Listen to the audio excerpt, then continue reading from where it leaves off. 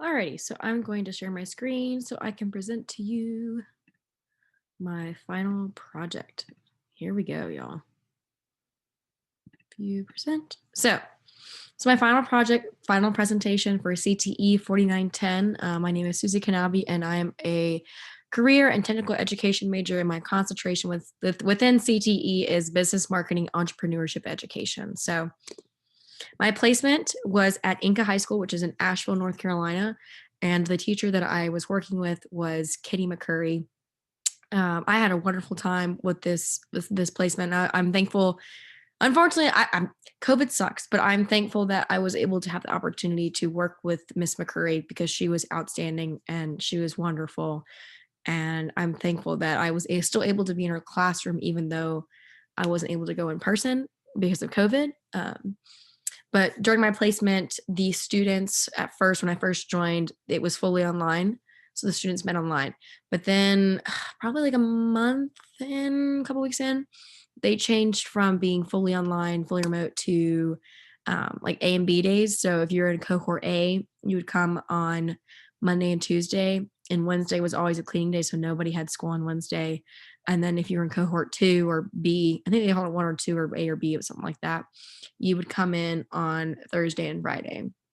So that was interesting to see the transition of every student being online to then half of them kind of being in person, then half of them being online. It was really interesting to see how that played out. And the students had the opportunity to choose whether or not they wanted to do fully remote or if they wanted to do the half and half hybrid method. So that was really interesting to see. So the classes I worked with, so I worked with Miss McCurry's first, second, and third block classes, and her first class was sports and entertainment marketing one. And then her second period class was hospitality and tourism. And then her third period class was marketing. And when they were doing the only remote learning, they actually started at 9 o'clock. But then once they did the hybrid, they changed their times a little bit. So my first period class was 8:30 to 9:30. Second period was 9:45 to 10:45. And third period was 11 a.m. to noon. Um, and Miss McCurry, she did not have a fourth period class, so she was free during then. So I only had to Zoom in for those periods. And it was also interesting because my sports and entertainment marketing class, it only had 3 girls out of 17 boys. So that was interesting to see like the comparison between like boys and girls in that class. Hospitality and tourism and marketing, that was pretty evenly matched with boys and girls, but it was just interesting to see that the first period class had majority boys, and it was just interesting. So 5 things that I did during this placement was the one thing I made sure that I did was to check in on the students because it is such a crazy time and a lot of them just haven't been doing well in school. They're behind, and it's just important to kind of talk to them, not school related, just to kind of get them talking and engaging because they don't have that anymore because they're over a computer screen and not in person with their friends. I provided personal examples to students. So my teacher might be like, hey, we're doing this tomorrow. If you have any helpful information, you can send it my way and I'll show it to them. So there's a few times I pulled personal information that I had already on my computer from like past things that I've done this year and also past couple of years here at App State that they were able to use to show to her kids. I was able to find examples online, some videos and stuff to show my kids. That was really cool. For third period, they had to do this final project. That was really what their whole class on was marketing was to work. You create this invention and you have to do all the steps with the invention, like you did, market it, promote it. It was really cool. So I got to schedule one-on-one meetings with them and give them the feedback and advice. I got to host and create review games because the last week of school is when my teacher was gone for a week because she was gone for vacation. So I was in charge of reviewing the information that they've learned all semester long so they can prepare for their final exam. And then I assisted students in breakout rooms. So there's always a few students that don't necessarily participate as much. So I was put in those breakout rooms to make sure that they were participating and engaging and understanding the content. So here's a student work for first period. Ooh, let me go back. My bad, y'all. This is the Padlets. I use that as a good way to review for their final exam. So I put like 1 or 2 or 2 or 3 questions at the top. For this one, you can see it's just 2. That one has 3. And so I just put the questions up there and they just would post the answers to the questions and I'd read them out loud and we talk about them. And that went really well. I did that with second block as well.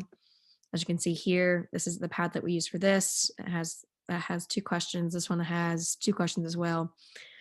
First block, I had a hard time wanting to do this. They had less responses than second block, but I mean, there's only so much you can do. And then third period, this is their proof of learning project that they all have to do.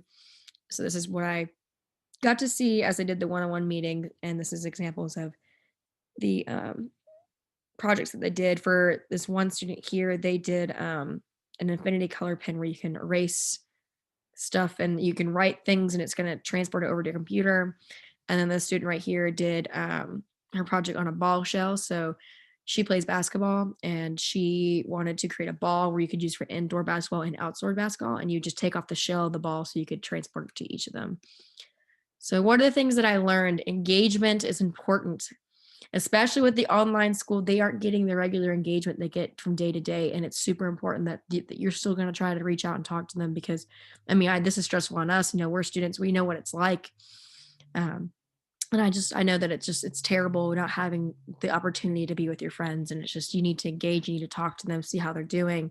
I did daily check ins at least once or twice a week just to see how they're doing, had them rate them, how they're feeling on a scale of 1 to 10, just to see where they were. Always be mindful of the living environments of the students. So a lot of my students, not a lot, there's a few of my students that were in really poor living situations.